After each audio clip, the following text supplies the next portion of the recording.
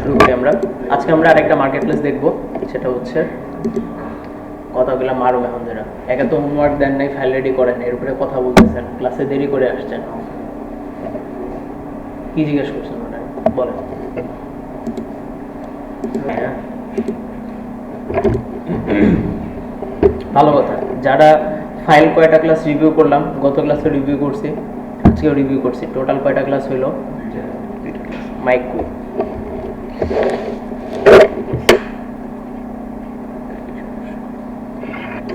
Total 2টা class file review করছি, এরপরে আর কোনো ফাইল রিভিউ করা হবে না, ঠিক আছে? 2টা ক্লাসে আপনাদেরকে সময় দেওয়া হয়েছিল, সুযোগ দেওয়া হয়েছিল, এবং যে প্রবলেমগুলো ছিল সেগুলো বলে দেওয়া হয়েছে। এরপরে মেইন জিনিস দেখা দিচ্ছে, এখন যদি বলেন স্যার আমার তো সময় ছিল না, আমি ফাইল রিভিউ করাইতে পারিনি, সেক্ষেত্রে অ্যাকচুয়ালি অ্যাটলিস্ট আপনি একটা ফাইল হলেও রিভিউ করাইতেন, যে ঠিক আছে আমি হয়তো পারতেছি না, আমি একটা বা 2টা ফাইল রিভিউ করে পরে আমি যার একটা ফাইল রিভিউ করে দিয়েছি যে এখানে প্রবলেম, সে এখন পরবর্তীতে বাসায় যে 2টা 3টা 4টা 5টা নিজে রেডি করতে পারবে। তার আর এমন না যে আমার উপর ডিপেন্ডেন্ট থাকতে হবে। বাট যে আসলে একটাও করেনি তার আসলে পরবর্তীতে যে প্রবলেম হবে, সো পরবর্তীতে প্রবলেম হলে আমার কিছু করার নেই আসলে।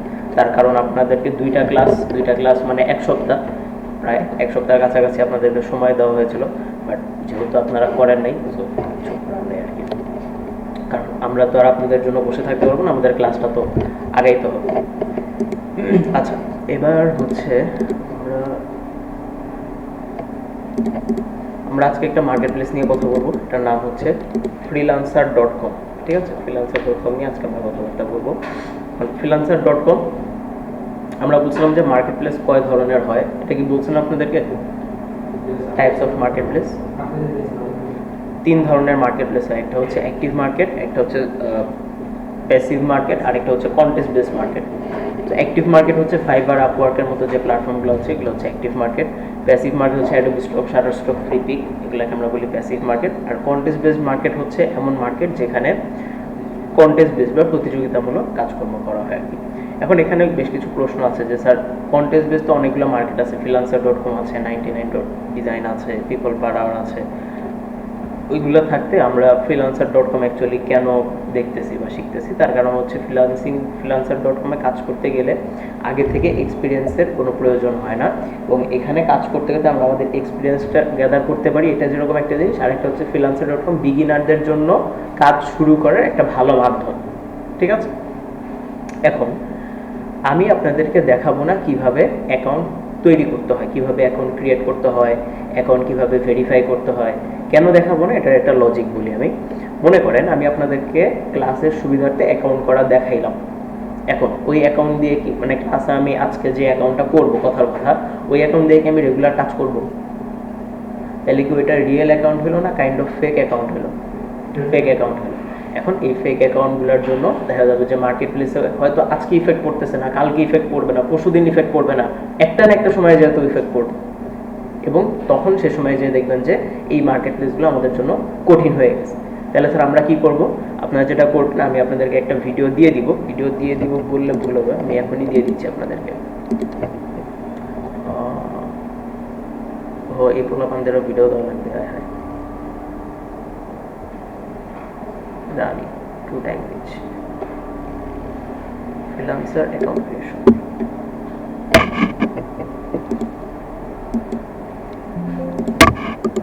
আজকে আমরা দেখব এখানে ফ্রিল্যান্সার অ্যাকাউন্ট কিভাবে ক্রিয়েট করতে হবে এবং কিভাবে আপনি প্রসেসগুলো মেনটেন করবেন, পুরো প্রসেসটা এখানে বলে দেওয়া আছে। চলে আসেন এটা দেখে নিন। হ্যাঁ,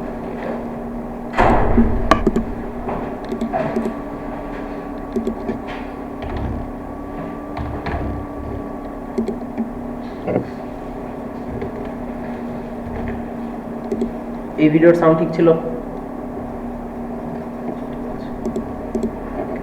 তো আমি যে ভিডিও দিয়ে দিয়েছি এখানে আপনারা হচ্ছে যেটা করবেন, ফ্রিল্যান্সারে অ্যাকাউন্ট কিভাবে ক্রিয়েট করতে হয়, অ্যাকাউন্ট ক্রিয়েট করার জন্য কী কী লাগবে। অ্যাডোবি স্টকে অ্যাকাউন্ট ক্রিয়েট করার জন্য 18 বছর বয়স হইতে হয়, এবং ফ্রিল্যান্সারে অ্যাকাউন্ট ক্রিয়েট করার জন্য 16 বছর বয়স হইতে হয়। এখানে 16 বছরের নিচে তো কেউ নাই, আছে কেউ? থাকার কথা না।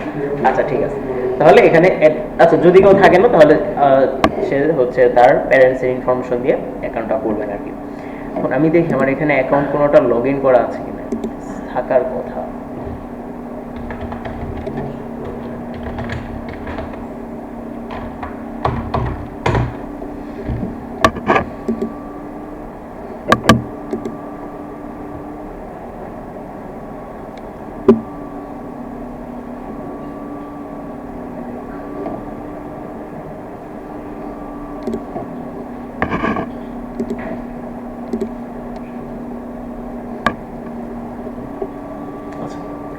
যখন অ্যাকাউন্ট আপনারা ক্রিয়েট করবেন, আমি জানি আমি যেহেতু একদম শুরু থেকে দেখাই না যে কীভাবে অ্যাকাউন্ট ক্রিয়েট করতে হয়, এই পেজ পর্যন্ত কিভাবে আসতে হয়, বিষয়টা আপনাদের কাছে একটু জটিল লাগতে পারে এই জায়গাতে।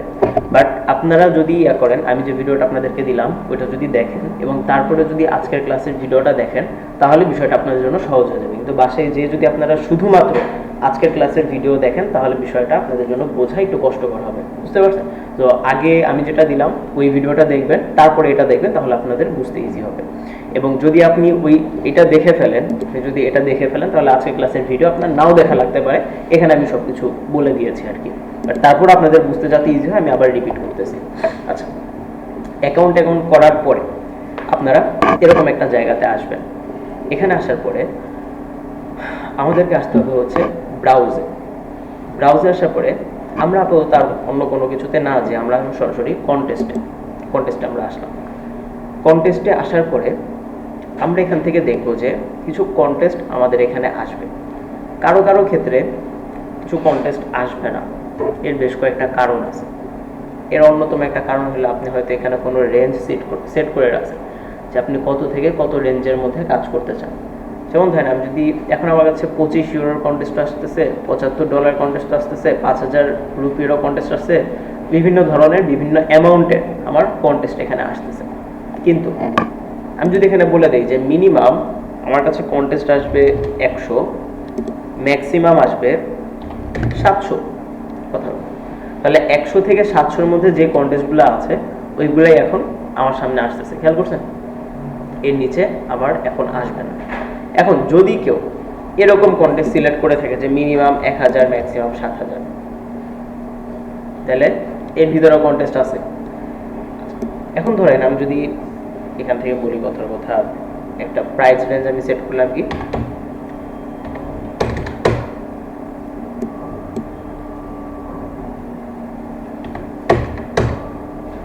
স্যার আমার কোনো কন্টেস্ট আসে না, বুঝতে পারছেন? না, বড় ছোটর ব্যাপার না, এখানে বড় ছোটর কোনো ব্যাপার নাই এখানে, ঠিক আছে? যে কোনো মান আপনার এখানে থাকতে পারে, অথবা আপনার হয়তো এটা ক্লিয়ার করে এখানে কোনো কিছু লেখা নেই, কিন্তু আপনি এমন একটা জিনিস সার্চ করে রাখছেন, যেমন আমার এখানে কি লেখা, গুগল পিম্যাক্স ক্যাম্পেইন গ্রাফিক ক্রিয়েশন, হয়তো গুগল অ্যাড ডিজাইন করা লাগতে পারে, এখানে লোগো ডিজাইন করা লাগতে পারে, minimalist SSR agro food logo, refine logo. আচ্ছা, এখানে লোগো ডিজাইনের কন্টেস্টগুলো বেশি আসে, ঠিক আছে? ধরেন আমি এখান থেকে কিছু নির্দিষ্ট টাইপের কন্টেস্ট খোঁজ করতে চাই, যেমন ধরেন যে আমি চাই ক্যালেন্ডার ডিজাইন, স্যার আমার কোনো কন্টেস্ট আসে না। কেন? আপনি হয়তো এমন একটা জিনিস সার্চ করছেন যার কারণে ওই কন্টেস্টটা নাই, আর না থাকলে আপনার সামনে আসবে কিভাবে, বুঝতে পারছেন? তো স্যার আমি তো কোনো কিছু সার্চ করিনি, এরকম অনেক সময় কিবোর্ডে চাপ লেগে হয়তো এরকম কিছু একটা লেখা থাকতে পারে, বা এরকম কিছু একটা হয়তো ভুলে লিখে ফেলছি আমরা, এখন আমাদের কন্টেস্ট আসলে সমস্যা। যদি এরকম হয় আমরা আগে দেখবো যে এখানে কোনো কিছু লেখা আছে কিনা, এখানে কোনো প্রাইস রেঞ্জ দেওয়া আছে কিনা। গেল। এখন কোন কন্টেস্ট আমরা করব? আমরা কন্টেস্ট যতগুলা পাবো সবগুলাই করব, ঠিক আছে? এখন সবগুলা করব বলতে এখানে আবার একটা কাহিনী আছে, আমি একটু দেখাই আপনাদেরকে। Brand logo, logo contest, minimalist text logo,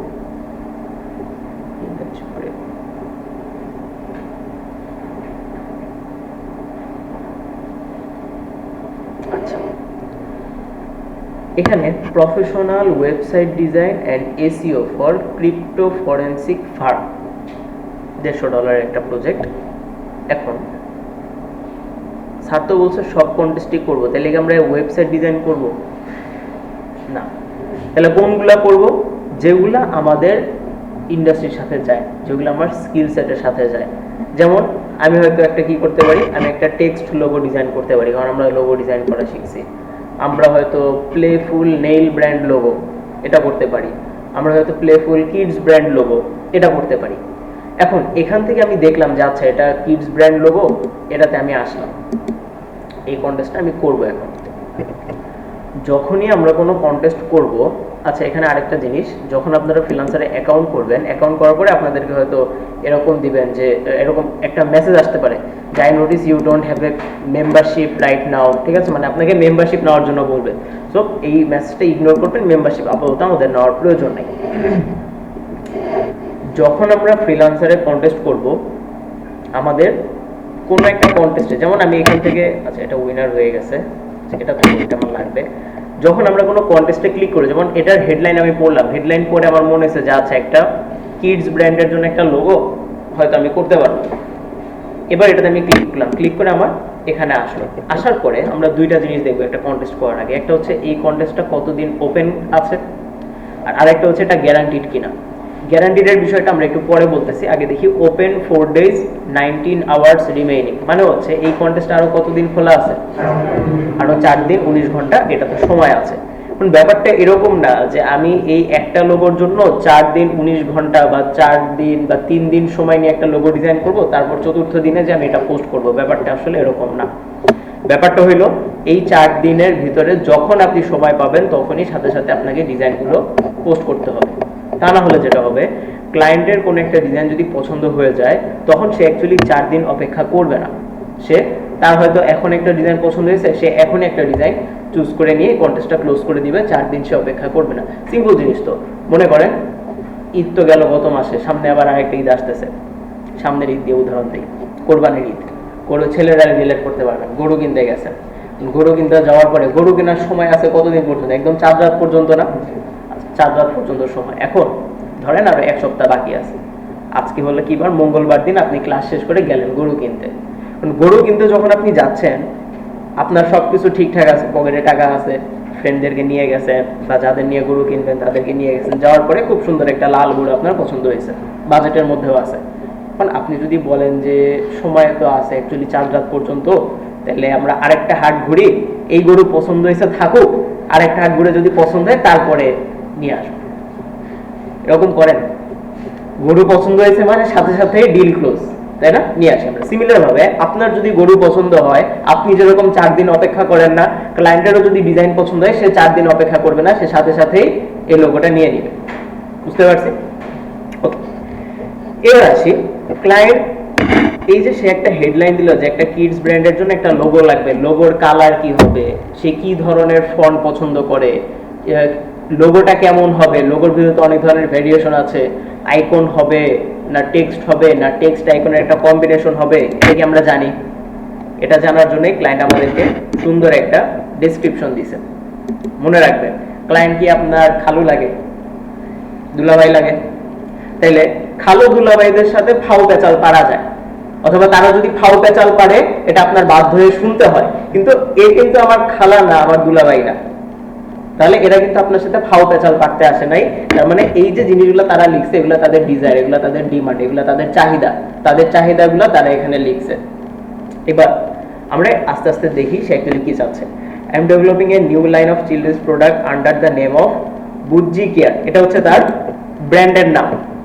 and need a logo that instantly feels playful and baby friendly, মানে লোগোটা এমন হইতে হবে যাতে দেখেই মনে হয় যে এটা বাচ্চাদের কোনো একটা প্রোডাক্ট বা বাচ্চাদের একটা company. The product should be baby mosquito net, baby toys, baby mats etc, মানে বাচ্চাদের হচ্ছে মশারি, বাচ্চাদের খেলনা, বাচ্চাদের ম্যাট্রেস এগুলো থাকবে। The style should lean unmistakably towards playful, soft curve, cheerful energy and a clear nod to little ones। এই যে এখানে সে বেশ কিছু এলিমেন্ট দিচ্ছে, যে স্টাইল, লোগোর স্টাইলটা কেমন হবে, লোগোর স্টাইলটা হবে হচ্ছে আনমিস্টেকেবলি টওয়ার্ড প্লেফুল, মানে বাচ্চারা যখন কোনো কিছু আঁকে তখন কি ওরা কোনো সোজা লাইন আঁকতে পারে, ওরা হয়তো বাঁকা তেরা ভাবে কিছু আঁকে, এবং বাচ্চাদের যত ধরনের ব্র্যান্ড আছে দেখবেন যে একটু আঁকা বাঁকা, একটু কালারফুল বেশি হয়, ওই টাইপটা সেখানে প্রেফার করছে। কোর আইডিয়া, সে একটা আইডিয়া শেয়ার করছে কি, please bring in elements such as babies head, face, hand or tiny foot. সাধারণত বাচ্চাদের যে লোগোগুলো হয় কি কি থাকে, হয়তো একটা বাচ্চার ছবি দেওয়া থাকে বা একটা ফেসের ছবি দেওয়া থাকে, বা বাচ্চাদের হয়তো হাতের ছবি বা পায়ের যে ছবি থাকে ওই টাইপের সে কিছু একটা চাচ্ছে। You are free to decide how many of these appear, but at least one need to be recognizable so parents immediately connect the mark with infants. মানে এখানে সে হয়তো কয়েকটা জিনিস বলছে, বেবির হেড বলছে, ফেস বলছে, হ্যান্ড বলছে, ফুট বলছে, আমার কি 4টে ব্যবহার করতে হবে না, ও এটা বলে দিছে যে you are free to decide, আমি যে কোনো একটাও ব্যবহার করতে পারবো, যে কোনো মানে আমি যদি চাই কোনো কিছুর অংশ ব্যবহার করতে সেটাও পারবো, বাট অ্যাটলিস্ট কোনো একটা এলিমেন্ট এমন ভাবে ব্যবহার করতে হবে যেটা রেকগনাইজেবল হয়, মানে সেটা যাতে বোঝা যায়, যাতে করে কি হয় প্যারেন্টসরা যাতে ইমিডিয়েটলি কানেক্ট করতে পারে এটা বাচ্চাদের কোনো একটা প্রোডাক্ট।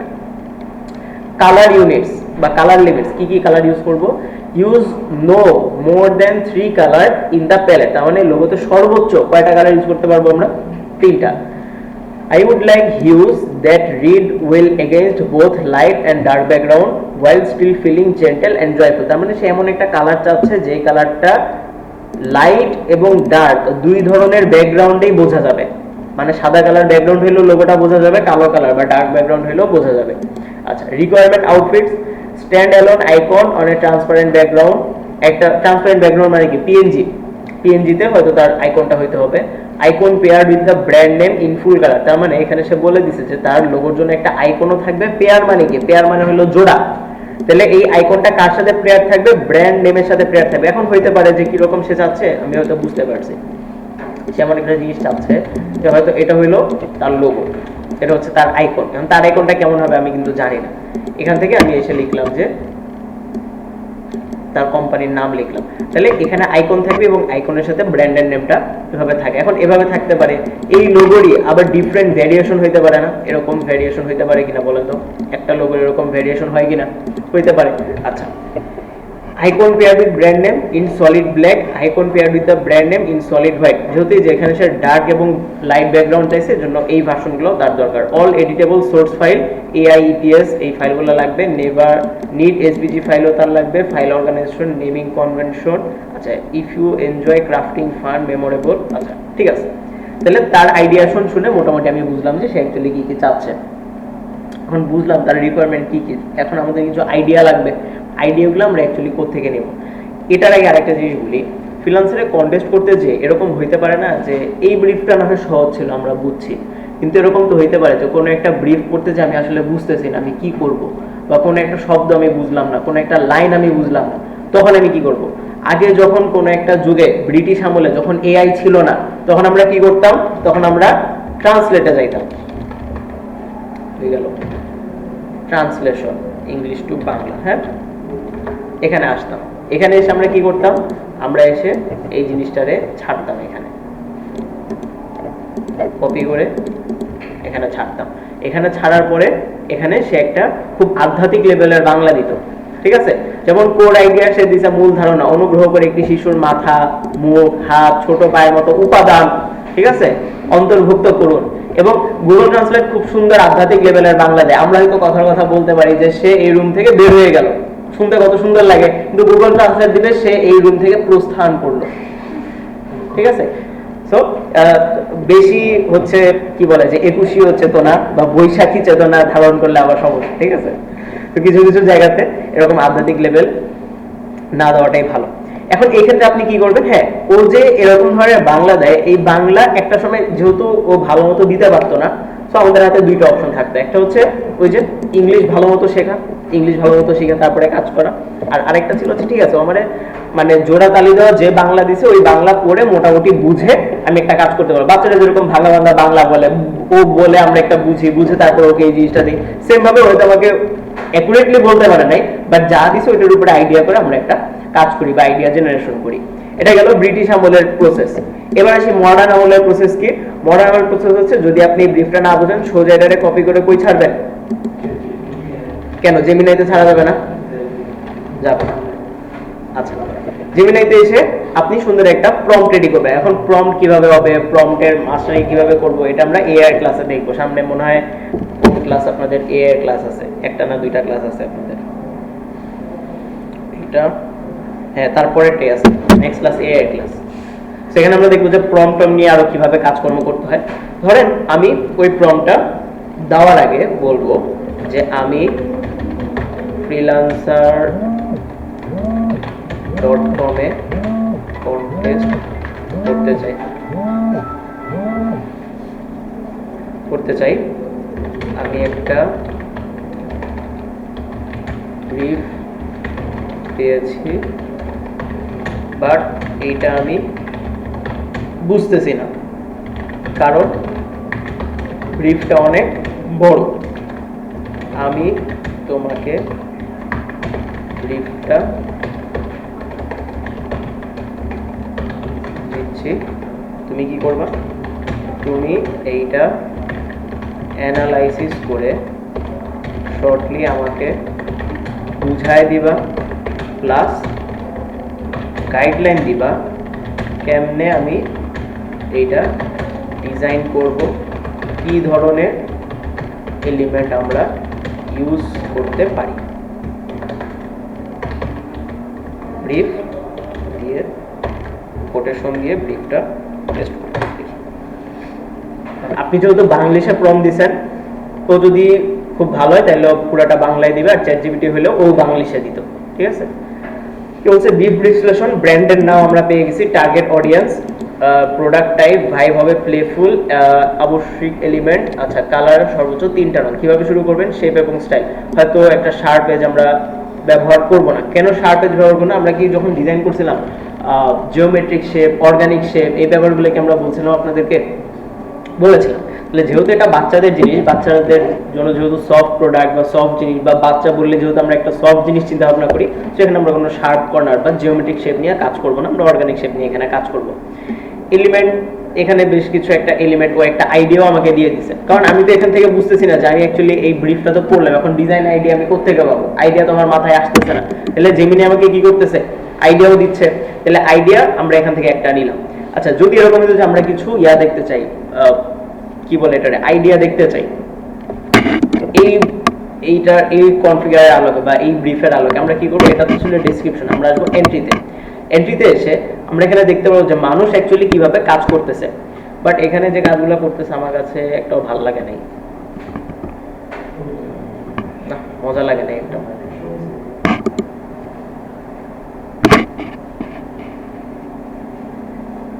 এটা মোটামুটি ছিল, ভালো ছিল, বাট আরেকটু ইমপ্রুভ করা যেত, ঠিক আছে। বাট অ্যাটলিস্ট আপনারা এর থেকে ভালো করতে পারবেন।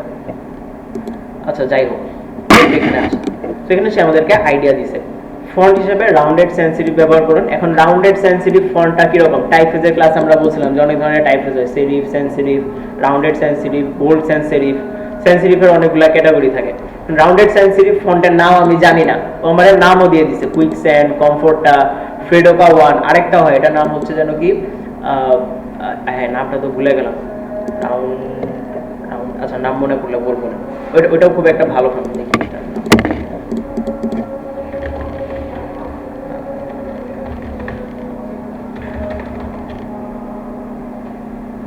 পপুলার ফন্ট ছিল, ভুলে গেছি। আচ্ছা ঠিক আছে, মনে পড়লে বলবো না। কি কি জমা দিতে হবে, এই আইকনগুলো জমা দিতে হবে। তাহলে এখান থেকে আমি যদি কোনো একটা ব্রিফ না বুঝি, তাহলে ওই ব্রিফটার আমি ডিটেলস কিছু একদম বোঝা থেকে শুরু করে, ব্রিফ বিশ্লেষণ থেকে শুরু করে, আইডিয়া জেনারেশন, ডিজাইন গাইডলাইন কিভাবে কি করবো সব আমি পেয়ে যাব। আচ্ছা, পাওয়ার পরে যেহেতু আমি এখানে দেখলাম যে মানুষজন অ্যাকচুয়ালি কিভাবে ডিজাইন করতেছে, আমি এখান থেকে আইডিয়া নিয়ে ইলাস্ট্রেটরে একটা ডিজাইন করলাম। যেহেতু আমি ফন্টের নাম পেয়ে গেছি, যেহেতু আমি একটা আইডিয়া পেয়ে গেছি, যেহেতু আমি কালার প্যালেট পেয়ে গেছি, এই সবগুলো দিয়ে আমি একটা ডিজাইন করলাম। ডিজাইন করার পরে ডিজাইন আমার রেডি হইল। ডিজাইন রেডি হওয়ার পরে এই যেভাবে সাবমিট করতে হয়, কিভাবে সাবমিট করার জন্য আমরা আসবো হচ্ছে সাবমিট মাই এন্ট্রিতে আসবো। সাবমিট মাই এন্ট্রিতে এসে ব্রাউজ ইওর ফাইল এখানে আসবো। এখানে ব্রাউজ ইওর ফাইলের ক্ষেত্রে এখানে কিছু ফাইল টাইপ লেখা আছে, যে সাপোর্টেড ফাইল ফরম্যাট। কি কি ফাইল এখানে দেওয়া যাবে বলেন তো, জিআইএফ, জেপিজি, পিএনজি। এখানে কি Illustrator, EPS, AI, PSD, SVG এগুলা লেখা আছে নাই। তাহলে এখানে যদি আমরা ডিজাইন সাবমিট করতে চাই, এই যে এই জায়গাতে যদি আমরা ডিজাইন সাবমিট করতে চাই, তাহলে আমাদের কোন ধরনের ফাইল দিতে হবে, জেপিজি অথবা পিএনজি। তাহলে আমি ব্রাউজে আসি। ব্রাউজে এসে আপাতত আমরা একটা আইকন দেই, যেমন কথা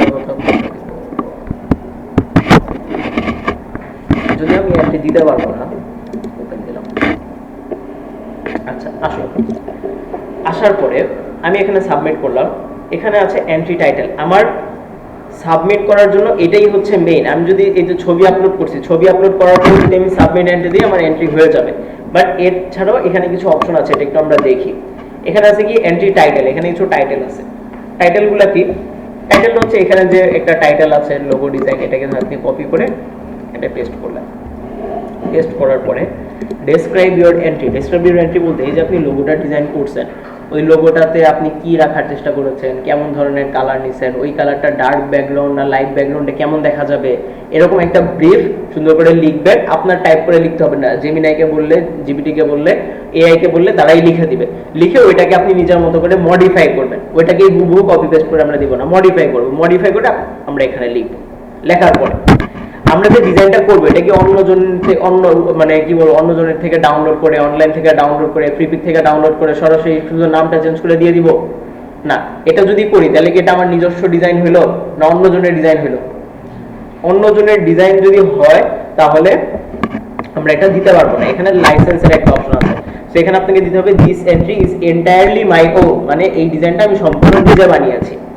entry sale price, entry sale price বলতে বোঝায়, ধরেন আপনি এই যে গরু যে কিনতে যাবেন, আপনি গরু কিনবেন কয়টা? একটা। আচ্ছা, একটা গরু কিনবেন। এখন ধরেন আপনার যদি আরেকটা গরু পছন্দ হয় তাও আপনার কিনতে হবে কয়টা? একটা। গরুর ক্ষেত্রে তো এরকম সুযোগ নাই যে ঠিক আছে একটা পছন্দ হয়েছে একটা কিনতে হবে, আরেকটা দিলে কিনা নিয়ে যায়, এরকম তো না। তাহলে গরুর উদাহরণ বাদ, ধরেন যে পাঞ্জাবি বা শার্ট, আপনি দোকানে গেছেন একটা শার্ট কেনার জন্য। এখন একটা শার্ট কিনতে যে আপনার একটা টি শার্টও পছন্দ হয়েছে। আমি বাসা থেকে নিয়ত করে বের হয়েছি আমি মার্কেটে যাচ্ছি একটা শার্ট কিনবো, বাট মার্কেটে যাওয়ার পরে, দোকানে যাওয়ার পরে একটা টি শার্ট দেখছি যেটা আমার ভালো লাগছে, আমার বাজেটের সাথে মিল আছে, তাহলে আমি শার্টও কিনছি আবার একটা টি শার্ট কিনেও নিয়ে আসছি। এই জায়গাটা হচ্ছে ক্লায়েন্ট এখানে ডিজাইন চুজ করতে পারবে কয়টা? একটা। কারণ এটা যেহেতু কন্টেস্ট, নিয়ম অনুযায়ী একটা ডিজাইন সে চুজ করতে পারবে। কিন্তু একটা ডিজাইনের বাইরে যে তার যদি অন্য একটা ডিজাইন পছন্দ হয়ে যায় তখন সে কি করবে? তখন সে এই ডিজাইনটা যে সাবমিট করেছে তার কাছ থেকে কিনে নিতে পারবে। এখন কত ডলার দিয়ে কিনবে বা কত রুপি দিয়ে কিনবে, কত অ্যামাউন্ট দিয়ে কিনবে, অ্যামাউন্টটা আমরা এখানে লিখে দিব। এখন ব্যাপারটা এরকম না যে আমি এখানে যা লিখে দিব ক্লায়েন্ট ওইটা দিতে বাধ্য। ক্লায়েন্ট এখানে নেগোসিয়েশন করতে পারবে, নেগোসিয়েশন করে তারপর সে আপনার কাছ থেকে এটা নিতে পারবে। এটা হচ্ছে এন্ট্রি সেল প্রাইসের ব্যাপারটা। যদি এটা না দিয়ে কোনো সমস্যা আছে, না দিলেও কোনো সমস্যা নেই, এটা খালি রাখলেও কোনো সমস্যা নেই। আমরা আগেই বলছি যে আমরা যদি শুধু ছবি আপলোড করি, ছবি আপলোড করে এগুলো যদি কোনো কিছু নাও লিখি তাহলে আমরা কি করতে পারবো? সাবমিট করতে পারবো। আচ্ছা, এরপরে আছে promote by entry. Promote by entry বলতে বোঝায় এখানে হাইলাইটেড একটা অপশন আছে, মানে এই যে আমার এতগুলো ডিজাইন, এখানে 80টা বা 90টা ডিজাইন, আমি যাচ্ছি এই 90টা ডিজাইনের ভিতরে আমার ডিজাইনটা একটু হাইলাইট হবে। আমার ডিজাইন হাইলাইট হলে কি হয়? আমার ডিজাইনটা একটু সামনে থাকবে। তাহলে যে জিনিস সামনে সামনে থাকে, যে জিনিস ডিসপ্লেতে থাকে, ওইটাই কিন্তু সবচেয়ে বেশি বিক্রি হয়, হয়। আচ্ছা, তাহলে আমি দিলাম হাইলাইট দিতে পারি। সিল কি জিনিস? সিল হচ্ছে আপনি মনে করলেন যে আমি যে ডিজাইনটা করছি এই ডিজাইনটা খুবই ইউনিক, এবং এই ডিজাইনটা যদি অন্য কেউ দেখে তাহলে সে হয়তো একটু 19-20 করে, একটু কালার টালার চেঞ্জ করে সে হয়তো উইন হয়ে যেতে পারে, এরকম আপনি চিন্তা করতেছেন। তাহলে আপনি একটা কাজ করতে পারেন, আপনি এখানে সিল এন্ট্রি দিতে পারেন। সিল দিলে কি হবে? ওই আপনি যে ডিজাইনটা করবেন সেটা শুধুমাত্র আপনি দেখতে পারবেন, আর ক্লায়েন্ট দেখতে পারবে, আর কেউ দেখতে পারবে না। যেমন আমি এখানে আসি, এখানে এসে আমি কার ডিজাইন দেখতে পাচ্ছি? আমি মোহাম্মদ আর মোহাম্মদ সুহানুর রহমান, তাদের ডিজাইনগুলো আমরা দেখতে পারতেছি। তো তারা যদি সিল করে দিত তাহলে এখানে তালার মতো একটা আইকন থাকতো। এটার মানে হচ্ছে ওদের ডিজাইনগুলো আমরা আর দেখতে পারবো না, শুধুমাত্র সোহানুর সাহেব দেখতে পারবে এবং এই ক্লায়েন্ট যিনি উনি দেখতে পারবে। বুঝতে পারছেন? এখন যখন আমরা এখানে হাইলাইট আর সিল করতে যাব আমাদের হাফ সেন্ট করে দিতে হবে। আর আমাদের অ্যাকাউন্টেই আছে কত ডলার? $0। তাহলে আমরা কি এটা দেওয়ার মানে চাইলেও এখন দিতে পারবো? দিতে পারবো না, এটা আমাদের এখন প্রয়োজন নাই। এবার আমি যদি সাবমিট এন্ট্রি, আমার এন্ট্রি হবে না, কারণ আমি এখানে কোনো ডেসক্রিপশন লিখি নাই। কেন? আমি একটা এন্ট্রি লিখে দিছি। সো আমি যদি টাইটেল এটা সিলেক্ট করে দেই, আবার যদি দেই তাও হবে না। কেন হইল না? কারণ আমি এখানে আমার ইমেল ভেরিফাই করি নাই, আমার আচ্ছা না ইমেল ভেরিফাই করছি, আমার মোবাইল নাম্বার ভেরিফাই করি নাই, তারপরে হচ্ছে ফেসবুক কানেক্ট করি নাই, লিঙ্কডইন কানেক্ট করি নাই, এগুলা কানেক্ট করি নাই, যার কারণে আমার এটা ভেরিফাই দিচ্ছে না। বুঝতে পারছেন? তাহলে স্যার এগুলা ভেরিফাই করব কিভাবে? ভিডিওতে দেওয়া আছে। ঠিক আছে, এতটুকু পর্যন্ত। কারো যদি কোনো প্রশ্ন থাকে বলেন।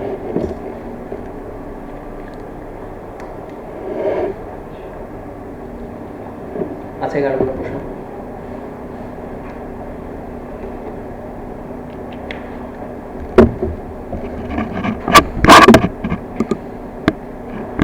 আচ্ছা, যদি প্রশ্ন না থাকে এবার আসি আমরা এই জায়গাতে। যখন আপনি এন্ট্রি দিবেন, একটু রিলোড দিয়ে দেখি এটার কি অবস্থা। গেছে, এখন আর 90টা না, আরো বেশি হয়ে গেছে, 93টা হয়ে গেছে। তার মানে মানুষ কিন্তু বসে নাই, ঠিক আছে। তো আপনি হয়তো মনে করবেন যে ডিজাইন তো আছেই, আমি একটু যাই চা খেয়ে আসি, একটু ঘুরে আসি, একটু ঘুমিয়ে আসি, এর মাঝখানে কাজ সবাই করতেছে, তো বসে থাকার এখন কোনো চান্স নেই আর কি।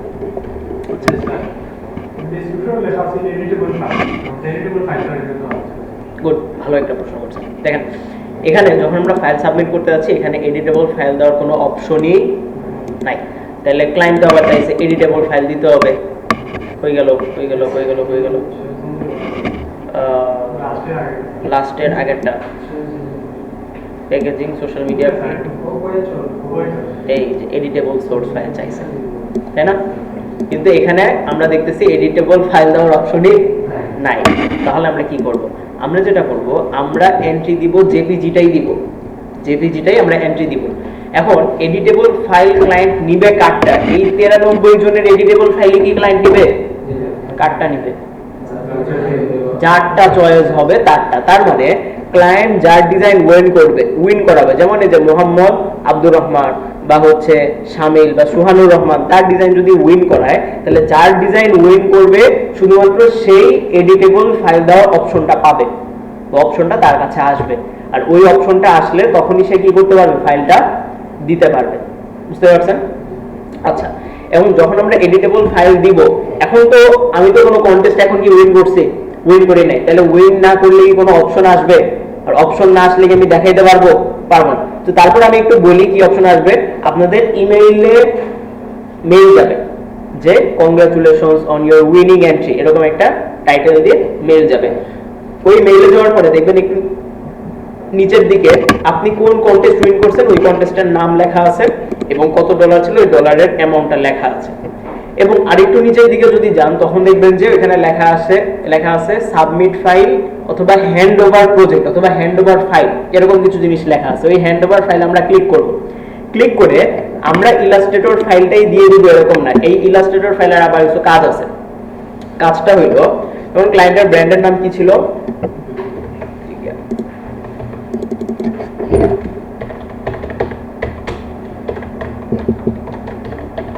এটা ছিল না? এটা ছিল। এখন আমি এখানে টাইপফেজ একটা, যেহেতু প্লেফুল টাইপফেজ ইউজ করতে বলছে, আমরা যদি দেখি প্লেফুল টাইপফেজ, তো প্লেফুল টাইপফেজ এখানে নাই। আচ্ছা, এখানে মনে হয় উইন্ডোজ দিছে নতুন, এটাও তো খারাপ না।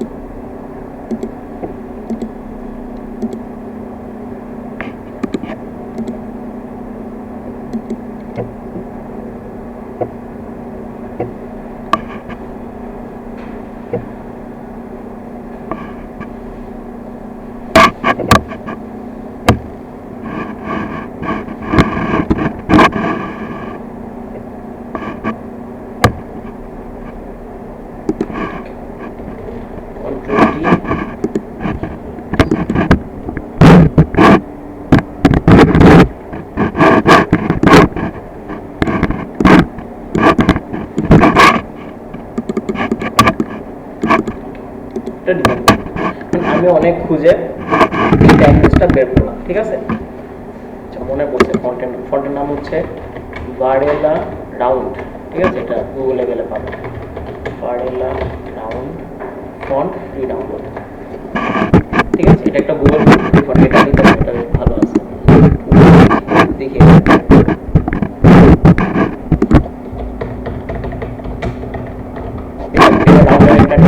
বেশ ভালো, বড় করে ছোট করে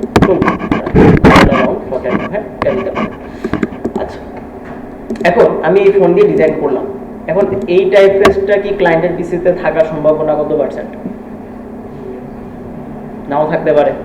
যদি না থাকে তাহলে ওই যে আমরা কি বলছিলাম, এক্সপান্ড করে দিতে হবে। এখন এই যে একটা সমস্যা আপনাদের, যে স্যার এক্সপান্ড করার পরে এখন ক্লায়েন্ট যদি বলে যে এখানে তো আমার ফোনটা ভালো লাগে না, তুমি অন্য ফোন দাও, তাহলে এক্সপান্ড করার পরে কেমনে কি করব? এজন্য ফাইলের দুইটা কপি আমরা রাখবো। একটা হচ্ছে এডিটেবল ফাইল, যেমন এই ফাইলটা আমি রাখলাম। এখন এটার আমি একটা সেভ করব না, আমি এটার সেভে কপি করব, ঠিক আছে। সেভে কপি করলে কি হবে, ধরেন আমি এটা ডেস্কটপে রাখি।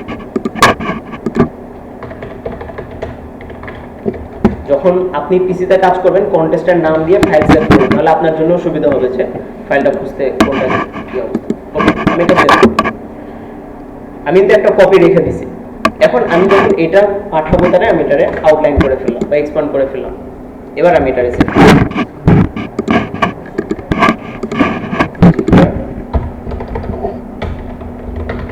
এক্সপ্যান্ডেড, ঠিক আছে। যে ফাইলটা আমরা এক্সপ্যান্ড করব এটার আমরা জেপিজি নিব। আর্টবোর্ডটা একটু ছোট করে নিই।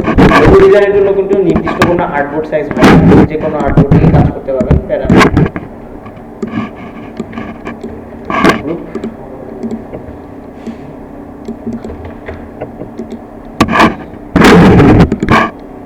জেপিজি, তারপর কি চাইছিল, পিএনজি চাইছিল, তাই না? ইপিএসও চাইছে, ইপিএস সেভ করলাম। তারপরে চাইছিল কি এসভিজিও চাইছে। আর কি চাইলো জানো? আর চাইছে হচ্ছে পিএনজি। পিএনজি 24 দিব, পিএনজি 8 দিব না কিন্তু, হ্যাঁ 24 দিব। পিডিএফ চাইছে একটা ফাইল, পিডিএফ কিন্তু এখানে নাই, হ্যাঁ সেভের কপি, এখানে কিন্তু কোনো পিডিএফ পাবেন না। আচ্ছা, এই যে পিডিএফ আছে, যদি না পান তখন হচ্ছে ইয়াতে যে পাবেন, এক্সপোর্টে যে পাবেন, ফাইল এক্সপোর্ট, এক্সপোর্ট এস, এখান থেকে এক জায়গায় না পাইলে আরেক জায়গায়।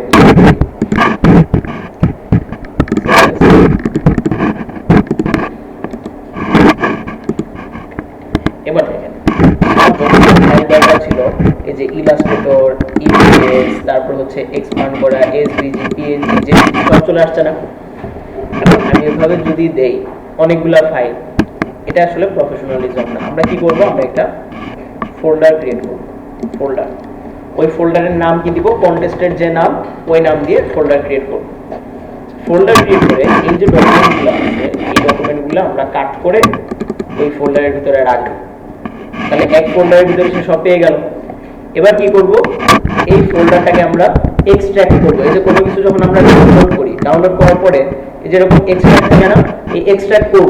এক্সট্রাক্ট করে কেমনে, এক্সট্রাক্ট করার জন্য এই ফোল্ডারটা আমরা ধরবো। ফোল্ডারটা ধরে মাউসের রাইট বাটন ক্লিক করব, রাইট বাটন ক্লিক করে কম্প্রেসড জিপ ফাইল দিয়ে দিলাম, জিপ হয়ে গেছে। এই যে জিপ ফাইলটা হইছে, ওই জিপ ফাইলটাই আমরা কি করব, এই ফাইলটাই ক্লায়েন্টকে দিয়ে দেব। তখন সে কি করবে, এটা ডাউনলোড করে এক্সট্রাক্ট করে নিয়ে এর ভিতরে তার সবগুলো ফাইল পেয়ে যাবে। বুঝতে পারছেন? তাহলে এই ফাইলটা, এই জিপ ফাইলটা, এটা আমরা কখন দিব? এটা কি আমরা এখানে সাবমিট করব, এখানে সাবমিট করব জিপ ফাইলটা? কখন করতে হবে এটা? কন্টেস্টে উইন করার পরে অপশন আসবে তখন। আচ্ছা, এবার যখন আপনি কন্টেস্ট উইন করবেন, কন্টেস্ট উইন করার পরে আপনি ফাইলটা দিলেন, ফাইল দেওয়ার পরে আপনার কাছে একটা কন্ট্রাক্ট সাইন করতে বলবে। মানে ওরাই আপনি একটা পিডিএফ দিব, এই পিডিএফটা ডাউনলোড করে আপনার নামের জায়গায় আপনার নামটা লিখবেন, এডিট করে দিবেন, এডিট করে এটা আবার সাবমিট করে দিলেই হয়ে যাবে।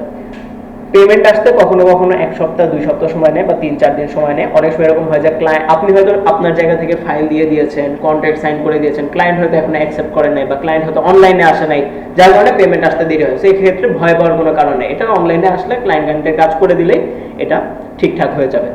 বুঝতে পারছি? এবং পেমেন্ট আসতে সেক্ষেত্রে ধরেন যে 3-4 দিন, 5-6 দিন, 1 সপ্তাহের মতো সময় নেয়। তো ওই 1 সপ্তাহ কি বসে বসে আল্লাহ করবো, আল্লাহ কখন পেমেন্ট আসবে না, ওই 1 সপ্তাহের ভিতরে আরো একটা কন্টেস্ট করবো। বুঝতে পারছি?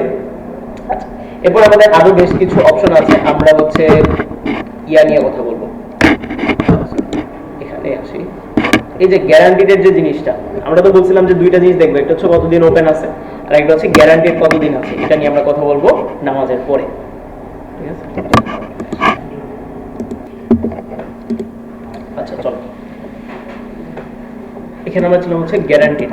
গ্যারান্টিড মানে হলো আমরা যখন কোনো একটা কন্টেস্ট করি, কন্টেস্ট করার সময় এখানে নিচের দিকে কিছু অপশন আছে, যেমন এই যে লিস্টিং টাইপ।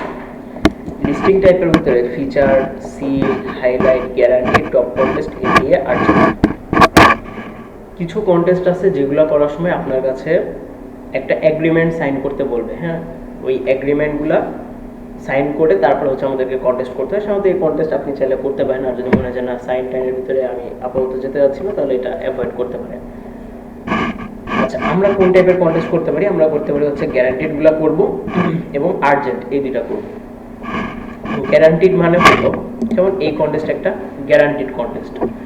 দ্যাট মিনস এই যে 500 রুপি ইন্ডিয়ান রুপি, এই 500 রুপি অলরেডি ক্লায়েন্ট freelancer.com কে দিয়ে দিছে, মানে টাকা অলরেডি পেইড।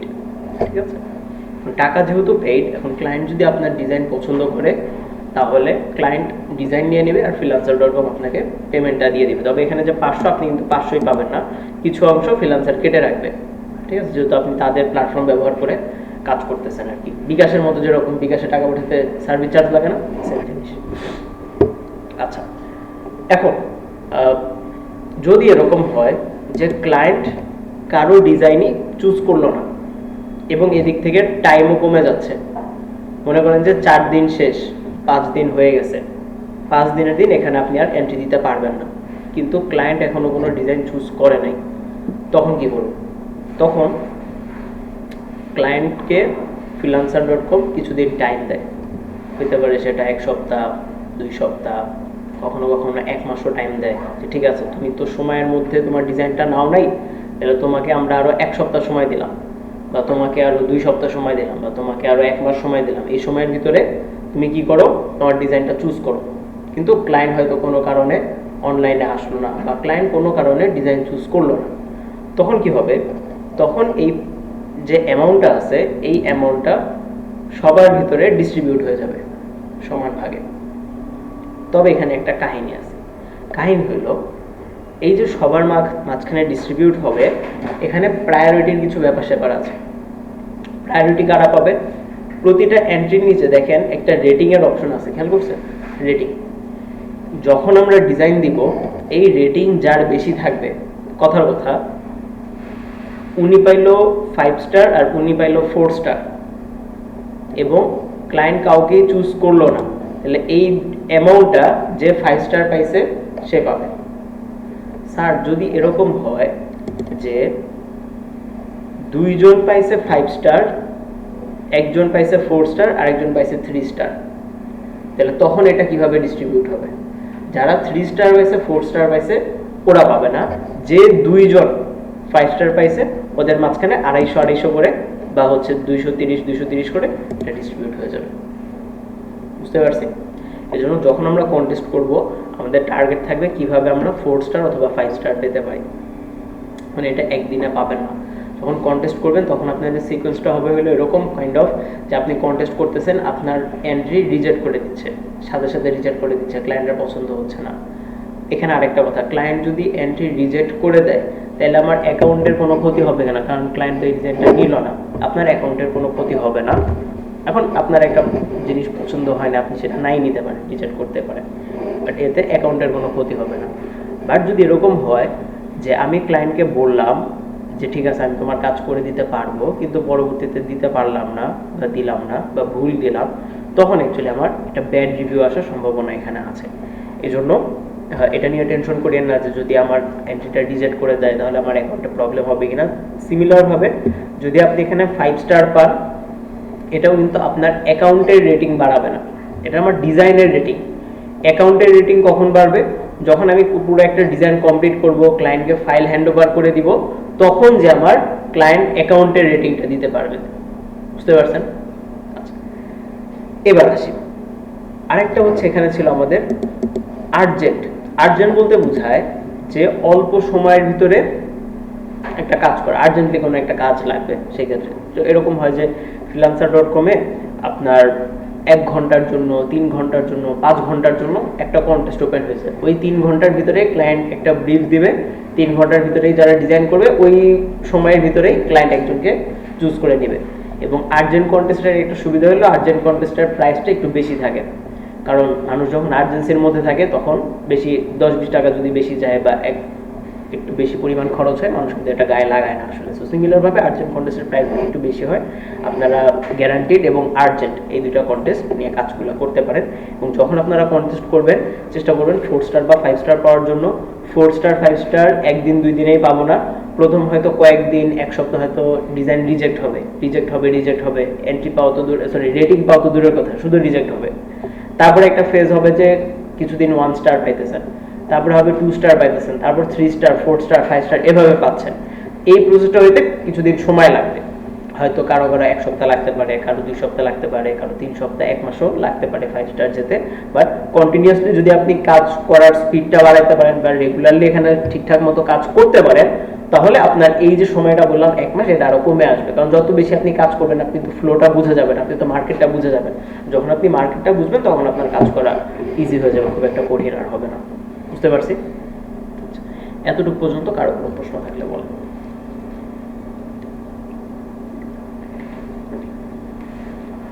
কনফিউশন নেই? এবার মনে করেন আপনার মনে হইলো, যেহেতু ছোটবেলায় আপনি সুজি বেশি খাইছেন, আপনার মনে হইতেই পারে যে স্যার এত প্যারার ভিতরে আমি নাই, এতগুলা ডিজাইন দিব, ক্লায়েন্ট কার্ডটা না কার্ডটা চুজ করবে, আমারটা করে কি করে না তা তো শিওর না। একে তো আপনি সুজি বেশি খাইছেন, তার উপরে আবার বাঙালির তো বুদ্ধি বেশি। আপনি মনে মনে ভাবলেন যে ঠিক আছে, তাহলে আমি একটা কাজ করি, আমি ক্লায়েন্টের সরাসরি মেসেজ দিই। তাইলে ক্লায়েন্টের সরাসরি মেসেজ দিয়ে আমি তার ইনবক্সে ডিজাইন পাঠিয়ে দিই, তারপরে হচ্ছে আমরা কথাবার্তা বলে নিব, চামে দিয়ে বামে আমার ডলার চলে আসবে। আপনি যখন ক্লায়েন্টের মেসেজ দিতে যাবেন, ক্লায়েন্টকে মেসেজ দেওয়ার অপশনই এখানে নাই। মানে আপনি ক্লায়েন্টকে কোনো মেসেজ দিতে পারবেন না, ক্লায়েন্ট আপনাকে মেসেজ দিতে পারবে, বাট আপনি ক্লায়েন্টকে মেসেজ দিতে পারবেন না। বুঝতে পারছেন? এখন কথা হচ্ছে স্যার, এই যে আপনি বললেন যে কন্টেস্ট উইন হইলে নোটিফিকেশন আসবে, তারপর হচ্ছে ক্লায়েন্ট আমাকে রেটিং দিল কিনা, ক্লায়েন্ট আমাকে হচ্ছে আমার ডিজাইনটা রিজেক্ট করলো কিনা, ক্লায়েন্ট আমাকে মেসেজ দিল কিনা, এই যে জিনিসগুলো, এগুলো আমরা বুঝবো কিভাবে?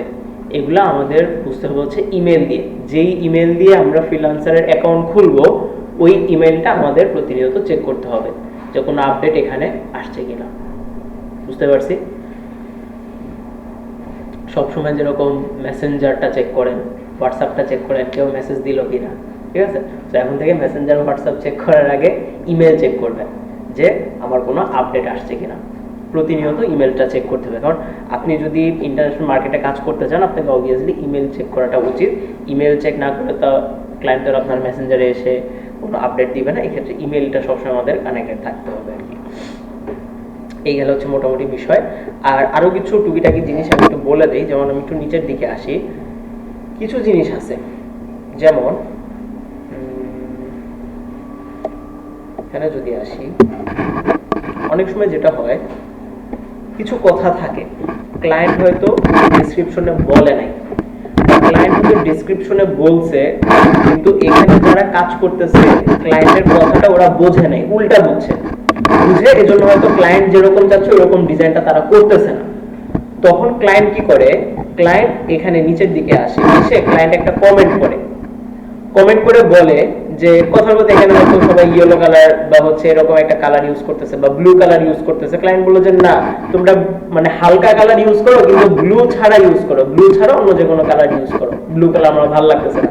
এই কথা তো ও আর কোথায় বলে দেয় নাই, ডেসক্রিপশনে তো আর বলে দেয়।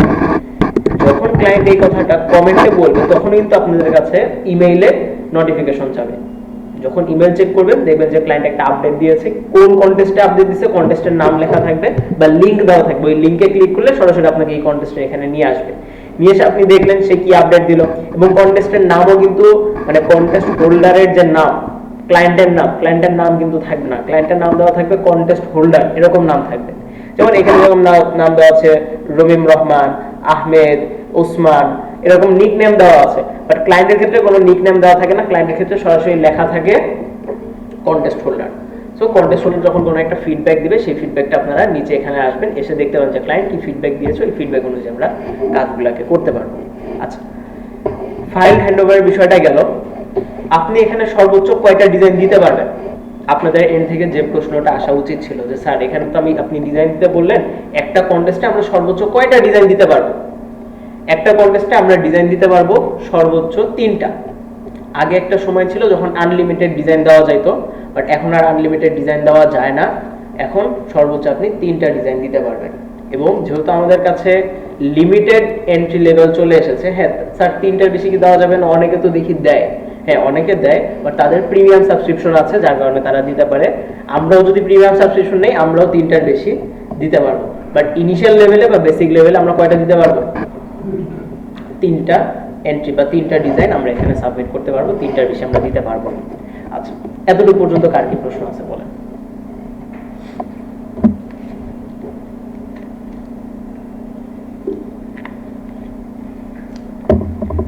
কারো প্রশ্ন নাই কোনো? বলেন কি প্রশ্ন আছে? নাই? আমি আপনাদের জায়গায় হলে কি প্রশ্ন করতাম জানেন?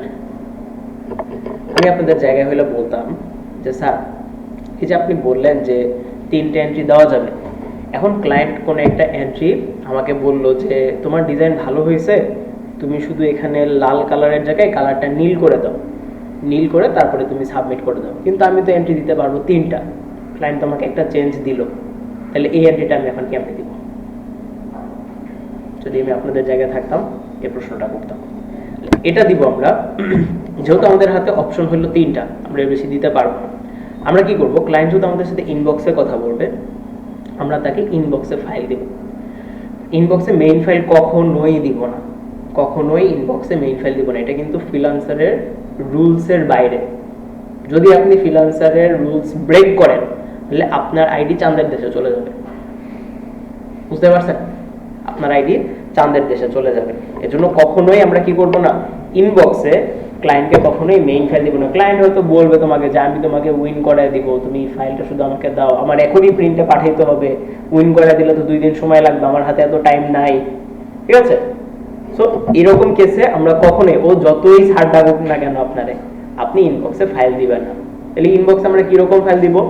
এইরকম কেসে ক্লায়েন্টের সাথে আপনি সিলেটি মারবেন যে তুমি আমারে উইন দিলাও, বাদে তোমারে ফাইল দিলাই মনে, বলবেন এরকম? ক্লায়েন্টের সাথে অবভিয়াসলি ইংলিশে কথা বলতে হবে। তো সেই ক্ষেত্রে আপনি তারা বলবেন যে ঠিক আছে, আমি তোমার ফাইল দিব, কোনো সমস্যা নেই, তুমি আমার তাহলে ডিজাইনটা অ্যাওয়ার্ড করে দাও। অ্যাওয়ার্ড করে দেওয়ার পর তো অপশন আসবে, এখন তো অপশন নাই, তাহলে আমি তোমার কি কি চেঞ্জেস লাগবে বলো, ওই চেঞ্জেস করে তারপর আমি হচ্ছে অ্যাওয়ার্ড অপশনে যে আমি তোমাকে ফাইলটা সাবমিট করে দিচ্ছি। এভাবে যদি বলেন তাহলে আপনার আইডি চাঁদের দেশে যাওয়ার সম্ভাবনা নেই। আপনি হয়তো মনে করতেছেন যে আপনি ক্লায়েন্টের সাথে যেই চ্যাটিংগুলো করবেন, ক্লায়েন্টের সাথে যে চ্যাট করবেন এগুলো এখানে আসবে। ক্লায়েন্টের সাথে যে চ্যাটিং করবেন এটা শুধুমাত্র আপনি আর ক্লায়েন্ট দেখতে পারবে। ব্যাপারটা এরকম না, এটা ফ্রিল্যান্সার বসে বসে আপনি ক্লায়েন্টের সাথে কি কথা বলতেছেন, ঠিক আছে? আপনি যদি মনে করেন যে স্যার আমি ক্লায়েন্টের সাথে কথা বলতেছি, এটলিস্ট আপনাদের কাছে এরকম প্রশ্ন আসা উচিত না, কারণ আপনারা এআই যুগের মানুষ। তো এআই যুগে এসে শুধু আপনারা একাই এআই ব্যবহার করতে পারেন, ফ্রিল্যান্সাররা এআই ব্যবহার করতে পারে না, এরকম না। ওদের কাছে আমাদের থেকে আরো বড় এআই আছে, ওটা চ্যাটবট সবসময় প্রতিনিয়ত চেক করে যে আপনি কার সাথে কি কি কথা বলতেছেন।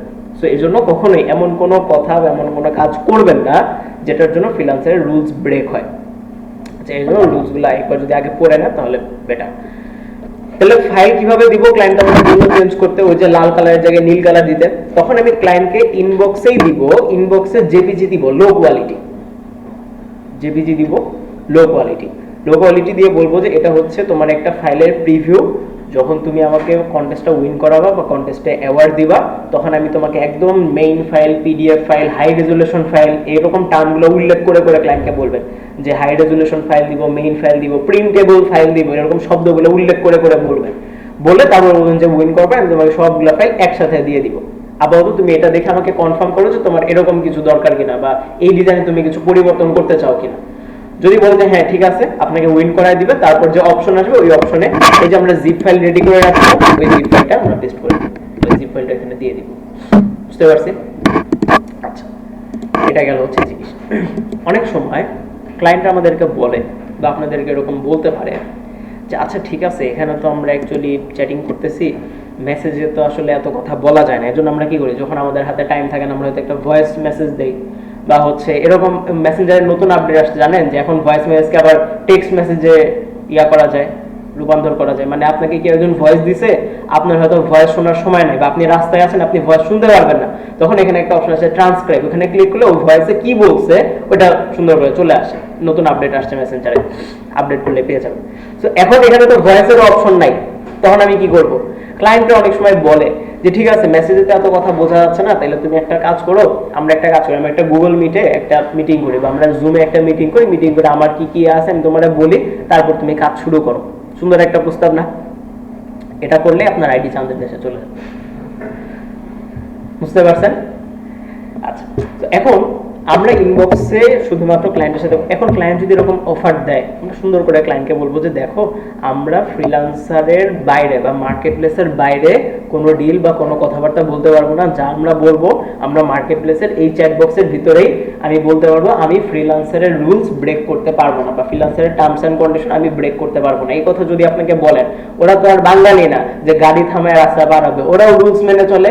আপনি যখন তার রুলস বোঝাবেন সে বুঝবে যে না এটা হলো রুলস, তাহলে রুলস ব্রেক করা যাবে না, ও এখানে কথা বলবে। বুঝতে পারছেন? আচ্ছা, কখনো ক্লায়েন্টের কাছে personal information, email, contact information, এগুলো আমরা চ্যাট বক্সে, এই ধরনের চ্যাট বক্সে আমরা চাবো না তার কাছে। কারণ ওই যে বললাম তারা প্রতিনিয়ত আমাদেরকে চেক করে। যদি দেখে যে আমরা এরকম পার্সোনাল ইনফরমেশন চাচ্ছি, তখন কিন্তু আমাদের আইডিটা রিস্ট্রিক্টেড করে দিতে পারে বা খাস বাংলায় বলে চাঁদের দেশে পাঠিয়ে দিতে পারে। বুঝতে পারছি? ওকে, এই ছিল হচ্ছে মোটামুটি ক্লায়েন্টের বিষয়, কন্টেস্টের বিষয় গেল। এতটুকু পর্যন্ত কার কি প্রশ্ন আছে বলো? আরো কোনো প্রশ্ন? আচ্ছা, নাই। যদি প্রশ্ন না থাকে, এবার আপনাদেরকে কিছু টিপস দিই। টিপসগুলো হইল, যখন আমরা কন্টেস্ট করব, কন্টেস্টে যে ডিজাইনই আপনি করেন না কেন, ওই ডিজাইনটা আপনি মক আপ করে দিবেন। সেটা লোগো হোক, বিজনেস কার্ড হোক, ব্যানার হোক, প্যাটার্ন হোক, যাই করেন না কেন এটা মক আপ করে দিবেন, প্রেজেন্টেশন করে দিবেন। মনে রাখবেন আগে দর্শনদারি তারপরে গুণ বিচারি, তাই না? তো মানুষ আগে দেখে যে আপনি অ্যাকচুয়ালি জিনিসটা কীভাবে প্রেজেন্ট করছেন। সো অবভিয়াসলি সুন্দর কিছু মক আপ ডাউনলোড করে রাখবেন। মক আপ ডাউনলোড করে যে যে প্রজেক্ট থাকবে ওই প্রজেক্টে মক আপগুলো ইমপ্লিমেন্ট করে তারপরে সাবমিট করবেন। ফ্রিল্যান্সারের কন্টেস্টের ক্ষেত্রে একা যদি কন্টেস্ট করেন করতে পারেন। আবার কেউ যদি মনে করেন যে আচ্ছা আমরা অ্যাকচুয়ালি একা কন্টেস্ট করতে যাচ্ছি না, আমরা কয়েকজন গ্রুপ আছি, আমরা 4-5জন আমরা মেম্বার আছি, তাহলে 4-5জন মিলে আমরা একটা কন্টেস্ট করি, সেটাও আপনারা করতে পারবেন, কোনো সমস্যা নেই। তো এটাকে হচ্ছে আপনারা বলতে পারেন যে কাইন্ড অফ সিন্ডিকেট করা। ঠিক আছে, কিরকম সিন্ডিকেট করা? আচ্ছা, আরো কয়েকটা টাগ আছে, সিন্ডিকেটটা আগে শেষ করি। আরেকটা আছে চোগলখড়ি করা। ঠিক আছে, সব বলে দিই আপনাদের।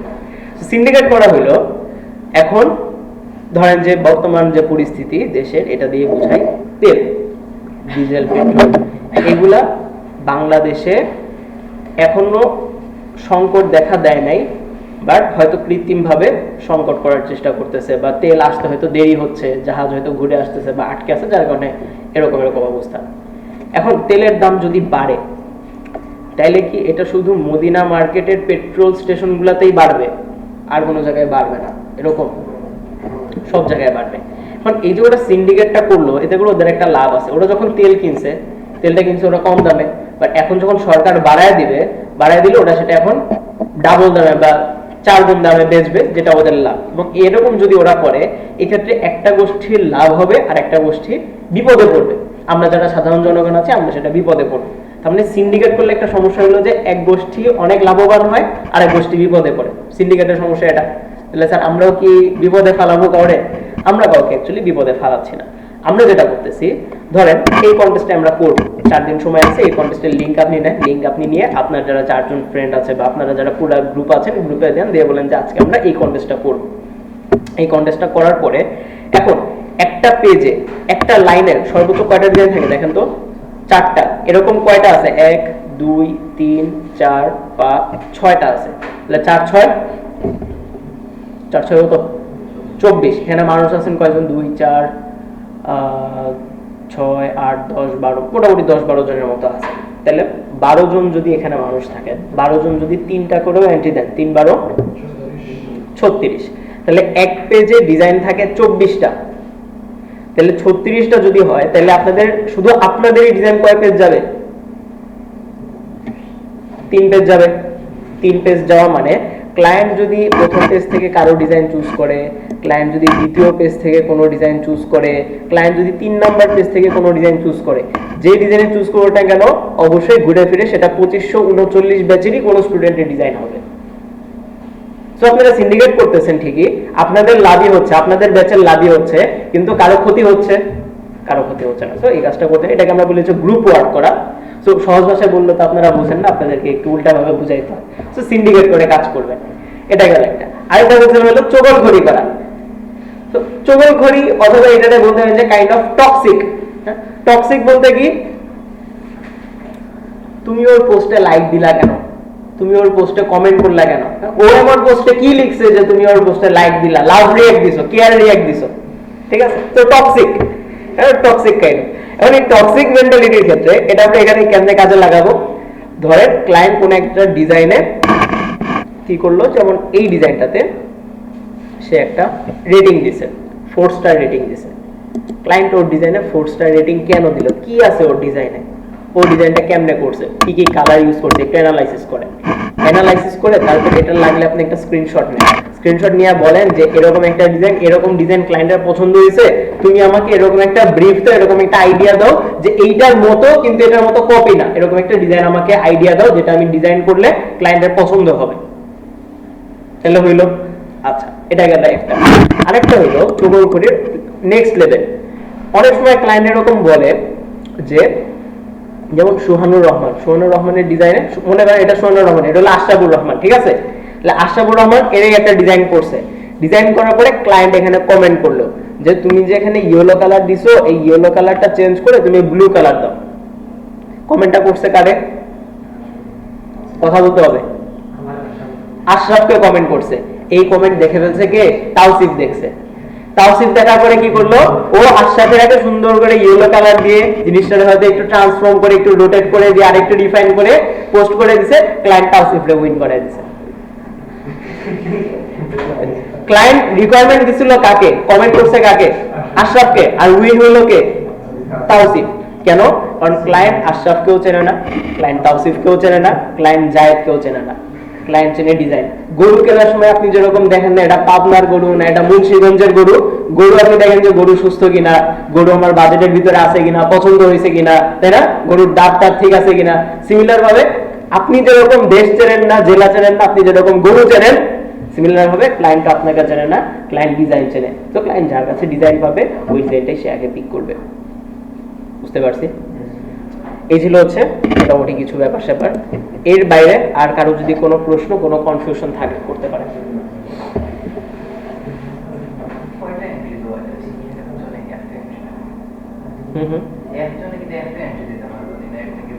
একজন সর্বোচ্চ 3টা এন্ট্রি দিতে পারবে, 3টা এন্ট্রি দিতে পারবে। এখন ওই যে আমার তো এই যে নাম্বার এগুলো তো ভেরিফাই করা নেই, যে দেখেন মোবাইল নাম্বার আমার ভেরিফাই করা নেই, যার কারণে আমি এখানে এটা দিতে পারতেছি না, দিলে আমি দেখাইতে পারতাম। তো আপনারা যখন ভেরিফাই করবেন, ভেরিফাই করলে আপনারা সর্বোচ্চ 3টা এন্ট্রি দিতে পারবেন, 3টার বেশি দিতে পারবেন। আছে তো, এখন তো লোগো দেখাইলাম। সিএমওয়াইটাতেও করতে পারেন, আর যদি ফার্স্টে ব্রিফটা পড়বেন, ব্রিফ পড়ে যদি দেখেন যে ক্লায়েন্ট সিএমওয়াইতে চাইছে, লোগো সাধারণত এই যে ডেলিভার গুলো হয়, হ্যাঁ, এই যে ফাইল ডিজাইন আমরা দিব, ওইগুলো আমরা সিএমওয়াইতে দিব। কিন্তু ক্লায়েন্ট প্রিন্ট করবে, প্রিন্ট করার জন্য সিএমওয়াইকে দিয়ে দিব, আর হচ্ছে ওই ফাইল শেপ লেখা যা আছে সবকিছু এক্সপ্যান্ড করে আমরা দিব। একটা কি দেখাইতে নিছিলাম, আচ্ছা শুধু লোগো ডিজাইনের কন্টেস্টই আছে না, শুধু লোগো ডিজাইনের কন্টেস্ট নাই। আমরা যদি ধরেন বলি যে ব্যানার ডিজাইন, এই তো ব্যানারের ডিজাইন আছে, তো ব্যানার আছে, তারপরে হচ্ছে যে আপনার আর কি কি বলবো যে ফ্লায়ার থাকার কথা, হ্যাঁ ফ্লায়ার আছে, সবকিছু দিয়ে দিচ্ছে। ঠিক আছে, এরকম খুঁজে খুঁজে একটু দেখবেন যে কোন কন্টেস্টগুলো পাওয়া যায় আর কি, ওই কন্টেস্টগুলো দেখে দেখে করবেন। কন্টেস্ট করলে যেটা হবে আপনাদের, এখন আপনাদের কিছু প্রশ্ন থাকার কথা, যে প্রশ্নটা আপনাদের কাছ থেকে আসা উচিত ছিল, বা আমি হলে যে প্রশ্নগুলো করতাম সেটা হলো যে স্যার লোগো ডিজাইন তো আমরা যখন করছিলাম, আমরা তো একদম টুলস প্র্যাকটিসের জন্য কিছু লোগো করছিলাম, সার্কুলার লোগো, পেন টুল দিয়ে কিছু লোগো টোগো করছিলাম, কিন্তু একটা লোগো ডিজাইন করার জন্য আসলে কিভাবে চিন্তা করতে হয়, বা একটা লোগোর পিছনে আসলে কি কি এফোর্ট থাকে, বা একটা লোগো ডিজাইন করার জন্য আমরা কি কি রিসার্চ করব, এই ব্যাপারগুলো তো আমরা এখনো দেখি নাই। এগুলোর ক্লাস আপনাদের আছে, আপনারা ক্লাস পাবেন। লোগো ডিজাইন তো ক্লাস এখনো পান নাই আপনারা, 2টা না 3টা মনে হয় ক্লাস আছে, আমার মনে নেই এখন, বাট লোগো ডিজাইনের ক্লাস পাবেন আপনারা। স্যার ওই ক্লাসগুলো তো আমরা এখনো পাই নাই, তাহলে আমরা এখন তাহলে লোগো ডিজাইনের যদি করি তাহলে কি এটা ঠিক হবে, বা আমরা কি করতে পারবো, প্রশ্ন একটা। আচ্ছা, তো আমরা তো ফার্স্টেই বলছি যে ধর এই একটা কন্টেস্ট, এই কন্টেস্টে যদি আমি হয়তো জানি না যে আমার আইডিয়াটা অ্যাকচুয়ালি কিভাবে জেনারেট করতে হবে, আমার কন্টেস্টের মেইন জিনিসটা অ্যাকচুয়ালি কিভাবে আসবে, তাহলে আপনি পুরোটা ধরেন না, পুরোটা ধরে জেমিনারে দেন, চ্যাটজিপিটিকে দেন, ক্লডকে দেন, দিয়ে বলেন এই লোগো এরকম একটা ব্রিফ আসছে আমার কাছে, আইডিয়াটা কিরকম হবে, তুমি একটা আইডিয়াটা আমাকে বলে দাও। বলার পরে তারপর আপনি ডিজাইন করলেন, ডিজাইন করে তারপর আপনি সাবমিট করলেন। এখন এভাবে যখন আপনি 1 মাস 2 মাস 3 মাস 4 মাস কাজ করবেন, কাজ করার পরে ফ্রিল্যান্সার মার্কেট প্লেসে কেমন ধরনের ডিজাইন উইন হয়, ক্লায়েন্টরা কোন ধরনের ডিজাইন বেশি পছন্দ করে, কোন কোন ডিজাইনগুলোতে বেশি রেটিং আসে, আপনি যদি 2 মাস কাজ করেন একটা ধারণা আপনি পাবেন না। ওই এক্সপিরিয়েন্স দিয়েও আপনি কাজগুলো করতে পারবেন। এবং এখানে যখন আপনি লোগো ডিজাইনের প্রজেক্টগুলো করবেন, নেক্সট পার্টে যে যখন আপনারা লোগো ডিজাইনের ক্লাসগুলো দেখবেন, লোগো ডিজাইনের ব্রিফ দেখবেন যে একটা লোগো ডিজাইন করার জন্য কি কি চিন্তা ভাবনা করতে হয়, তখন এই কাজগুলো করতে বা ক্লাসগুলো করতে আপনাদের জন্য ইজি হবে। বুঝতে পারছি? সো এখন হয়তো এতদিনে আমি হয়তো আপনাদেরকে একটা ব্যারিয়ার দিয়ে দিতাম যে ঠিক আছে নেক্সট ক্লাসের হোমওয়ার্ক হলো এইটা করে আসবেন 5টা, ওইটা করে আসবেন 10টা, তাই না? এখন আপনাদের আর কোনো ব্যারিয়ার নাই। এখন আপনারা যে কোনো কন্টেন্ট যে কোনো ডিজাইন করেন, আপনাদের কাছে এআই আছে, আপনাদের কাছে মার্কেট প্লেস আছে, আপনাদের কাছে টুলস জানেন। আপনারা ডিজাইন করার জন্য 3টা জিনিস লাগে, শেপ, কালার, টেক্সট, এর বাইরে আর কোনো কিছু লাগে না। এই কয়েকটা জিনিস জানেন, এবার এগুলো দিয়ে কম্বাইন করে আপনারা ডিজাইন করেন। ডিজাইন করে যেটা ভালো লাগে, ব্যানার করেন, ফ্লায়ার করেন, লোগো করেন, কার্ড করেন, যেটা ভালো লাগে সেটা করেন, করে আপনারা ফ্রিল্যান্সারে কন্টেস্ট করা শুরু করে দেন। বুঝতে পারছি? এই হচ্ছে গেল মোটামুটি জিনিস। অনেক সময় ক্লায়েন্ট এরকম বলে, যেমন হচ্ছে এটা একটা কন্টেস্ট ওপেন করে ভালো হয়েছে, ক্লায়েন্ট এখানে হয়তো বলে দিছে যে আমি কি কি চাই, যে অ্যাবাউট দ্য কোম্পানি, এই যে এখানে বলছে যে please see the attachment reference logo. মানে ক্লায়েন্ট এরকম হয় না যে আমি একটা লোগো ডিজাইন করব, আমার এরকম লোগো পছন্দ, এই পছন্দ লোগোগুলো আমি দিয়ে দিলাম, এগুলো দেখে তুমি করে নাও। এখন এই যে ক্লায়েন্ট বলে যে আমি দিয়ে দিছি, কই দিয়ে দিছে? ক্লায়েন্টগুলো দিয়ে হচ্ছে এই যে দেখেন ফাইল অ্যাটাচ, এখানে যদি আপনি ক্লিক করেন এই যে এটা একটা জিপ ফাইল, এটা ডাউনলোড করে এক্সট্রাক্ট করলে আপনি দেখতে পাবেন যে ক্লায়েন্ট কি কি অ্যাকচুয়ালি ব্রিফ দিছে। বুঝতে পারছি? এই ছিল মোটামুটি ব্যাপার স্যাপার। আর যদি কারো প্রশ্ন থাকে বলতে পারেন। আচ্ছা, প্রশ্ন যদি না থাকে তাহলে এবার আসি আপনাদের হোমওয়ার্ক। আপনাদের নেক্সট ক্লাস কবে? 1 দিন, 2 দিন, 3 দিন, 3 দিন বন্ধ পাইছেন না? আপনারা যেটা করবেন, আপনারা কন্টেস্ট করবেন 5টা। বেশি হয়ে গেছে, সামনে এক্সাম।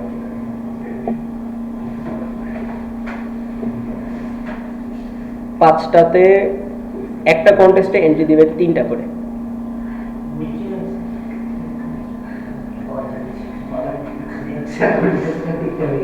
একটা কন্টেস্টে 3টা করে এন্ট্রি দিব, ঠিক আছে? এখন কন্টেস্ট দিব কয়টা তাইলে? 2টা। আচ্ছা, আপনাদেরটাও না আমাদেরটাও না, 3টা, ঠিক আছে? 3টা কন্টেস্ট আপনারা করবেন, প্রতিটা কন্টেস্টে আপনারা 3টা করে এন্ট্রি দিবেন। এখন স্যার আমি যে 3টা করে এন্ট্রি দিছি আপনি বুঝবেন কেমনে? আপনারা যেটা করবেন, আপনি যে কন্টেস্টে এন্ট্রি দিবেন, এই কন্টেস্টে কি আমি এন্ট্রি দিছি? দেই নাই। যদি আমি এন্ট্রি দিতাম তাহলে এখানে আছে অল এন্ট্রিজ, এটার নিচে লেখা আসতো মাই এন্ট্রি। ওই মাই এন্ট্রিতে আমরা যাব। মাই এন্ট্রিতে যে আমি দেখতে পারবো আমি কোন কন্টেস্টে কয়টা করে এন্ট্রি দিছি। আসার পরে এটাকে কি করব বলেন না? স্ক্রিনশট নিয়ে ওই স্ক্রিনশটগুলো পোস্ট করব। আচ্ছা, আমি আপনাদের জায়গায় হলে আরেকটা প্রশ্ন আমার মাথায় আসছে, সেটা আমি করতাম। সেটা হলো স্যার আমি তো এই কন্টেস্টে এন্ট্রি দিছি, আমি তো নতুন কন্টেস্ট শুরু করে দিছি, এখন আমি চাচ্ছি ওই কন্টেস্টে আমার নতুন একটা আইডিয়া মাথায় আসছে, আমি এটা আবার করতে চাই বা ওই কন্টেস্টে নতুন একটা এন্ট্রি দিতে চাই। আপনি তো আর একবারেই 3টে এন্ট্রি দিবেন, আপনি হয়তো একটা করলেন, ভাত খাইতে গেলেন, 2টা করলেন, নামাজ পড়তে গেলেন, এরপরে এসে 3টা করলেন। এরকম বলতে পারে না যে আমার হয়তো একটা রিফ্রেশ হয়ে গেছে বা কাজ করতে করতে কারেন্ট চলে গেছে, পিসি অফ হয়ে গেছে, এটা চলে গেছে, তখন এগুলো আমরা পাবো কই? তখন পাওয়ার জন্য এই কন্টেস্টে দেখেন এখানে একটা অপশন আছে বুকমার্কের অপশন, খেয়াল করছেন? এটাকে বুকমার্ক করা যায়। তাহলে বুকমার্ক করলে কি হবে? ফজিলতকে বুকমার্কে ফজিলত এটা আমি কেটে দিলাম। কেটে দেওয়ার পরে আমি কি এখান থেকে এটা খুঁজে পাবো? আমি তো কত কিছু সার্চ করছিলাম, ফ্ল্যাট টায়ার সার্চ করে আমি ভিউ মোর কন্টেস্ট দেই, দেখেন 10 মিনিট আগে 2 ঘন্টা আগে আমার কন্টেস্ট চলে আসছে। এখন কি এটা পাবো? পাওয়া একটু টাফ। হ্যাঁ, তো নিচের দিকে গেলে আমি পাইতে পারি, বাট এভাবে স্ক্রল করা তো এটা তো সময় সাপেক্ষ ব্যাপার। তো আমরা কি করবো? আমরা আসবো ফ্রিল্যান্সারের লোগোতে ক্লিক করবো। লোগোতে ক্লিক করে ডান পাশে দেখেন কি লেখা আছে? বুকমার্কে আসবো। বুকমার্কে আসার পরে কোন কন্টেস্ট আমরা বুকমার্ক করছি ওইগুলো আমরা পেয়ে যাবো। এই যে প্লেফুল কিডস ব্র্যান্ড লোগো পাইছি। এখন এই কন্টেস্টটা আমি যদি ক্লিক করি আমার এখানে চলে আসছে। এখন ধরেন ক্লায়েন্ট কাউকে উইন করায় দিছে, এই যেমন হচ্ছে এখানে মনে হয় কাউকে এই যে যেমন এটা উইন করা দিচ্ছে, কোনো কন্টেস্ট উইন হয়েছে কিনা, যে এই winner has been selected by chosen লেখা আসছে, তার মানে এই কন্টেস্ট তো আমার এন্ট্রি দেওয়ার লাভ নাই। দেখেন যদিও এখানে 17 ঘন্টা পর্যন্ত খোলা আছে, বাট ওই যে বলছিলাম ক্লায়েন্টের ডিজাইন পছন্দ হয়ে গেলে সে উইন করাই দিতে পারে, তো এখানে অপশন আছে ঠিকই, বাট এখানে আমি এন্ট্রি দিলে এখন আর কাজ হবে না, সো উইনার হয়ে গেছে। এখন যেখানে আমরা ছিলাম যে এখানে কোনো যদি উইন হয়ে যায় বা উইন হয়ে গেলে তো এই কন্টেস্টের আর কোনো কাজ নাই, তখন আমরা এটাকে বুকমার্ক থেকে সরাইতে পারবো কিভাবে? আমরা এই যে বুকমার্কে আসবো, বুকমার্ক থেকে এসে এটাকে বলে দিব আনবুকমার্ক করে দিলে এটা আনবুকমার্ক হয়ে যাবে, বুঝতে পারছেন? এবং এখানে একটা লিমিটেশন আছে, সেটা হচ্ছে আপনি 10টার বেশি বুকমার্ক করতে পারবেন না। মানে এরকম আমি কয়টা করলাম, 1টা 2টা 3টা 4টা, এরকম 10টা কন্টেস্টের বেশি কি করা যায় না, বুকমার্ক করা যায় না। এটা হচ্ছে এটার একটা সমস্যা, বুঝতে পারছেন? 10টার বেশি করতে পারবেন। জি চ্যাট জিপিটি বাজে এটা স্যার প্রম্পট দেওয়ার সময় পরে একটা লাইন দিচ্ছি আমরা, দেখি স্যার পরে লাইনে দেওয়ার লাগে আপনি এন্টার দিবেন, শিফট এন্টার দিবেন, শিফট এন্টার দিবেন, ঠিক আছে? Shift enter. আর কি, আর কারো কোনো প্রশ্ন? আপনারা বুঝতে পেরেছেন সবাই? মাথার উপর দিয়ে গেছে? একটু জটিল, বাসায় যে প্রশ্ন করবো, আচ্ছা সমস্যা নাই, বাসায় যে কাজ করেন কাজ করে প্রশ্ন করবেন, ঠিক আছে? তাহলে আপনাদের হোমওয়ার্কটা আমি বলে দিচ্ছি, হোমওয়ার্ক হইল লিখে দিই।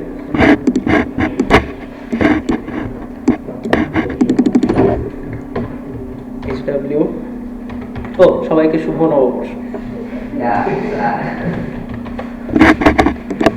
ক্লাসের শেষে বলতেছি, মনে পড়ছে। হোমওয়ার্ক হচ্ছে আপনারা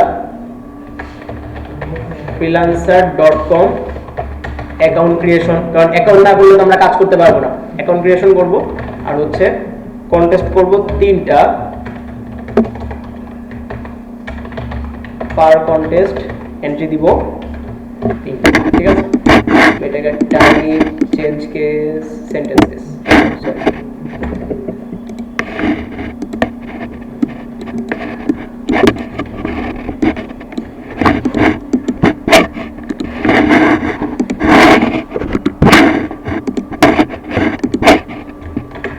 ঠিক আছে, আপনাদেরকে ভিডিও দিয়ে দিয়েছি, যা ছবি দিয়ে দিলাম, হোমওয়ার্ক দিয়ে দিলাম। আর কারো কোনো প্রশ্ন আছে?